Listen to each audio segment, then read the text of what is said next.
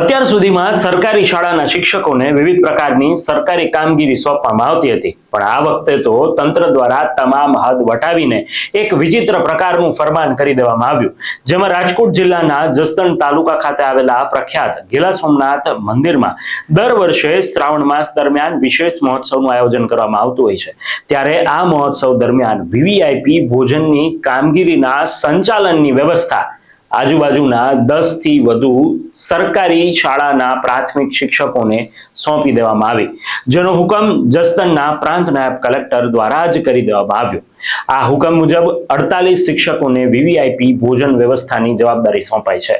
હવે પ્રશ્ન એ છે કે શિક્ષકો જો મંદિરમાં ભોજન વ્યવસ્થાનું ધ્યાન રાખશે તો શાળામાં વિદ્યાર્થીઓને શું મંજીરા વગાડવાના? પણ આ સમાચાર વાયુ વેગે ફેલાતા જ ગણતરીની કલાકોમાં જ તંત્રને ભાન થયું અને હુકમ રદ કરી નાખ્યો છે। જો કે આ ભૂલ થઈ હોય એવું નથી, પણ તંત્રની આબરૂ જાય અને વિપક્ષ સવાલો ઉઠાવે એ પહેલા જ આ ફરમાન રદ કરી નાખ્યો છે, જે ખૂબ જ સારું છે। પણ શરમની વાત તો એ છે કે ગુજરાતની ગ્રાન્ટેડ શાળાઓમાં 12,000 થી વધુ શિક્ષકોની ઘટ છે, 700 જેટલા આચાર્યોની ઘટ છે। તેવામાં આવા ફરમાન કરતા પહેલા આ અધિકારીઓને એકેય વખત વિચાર નહીં આવ્યો હોય? પણ ઠીક છે, અંત ભલા તો સબ ભલા। આવા જ સમાચાર મેળવવા માટે આપ જોડાયેલા રહો સત્યાત મંથન સાથે।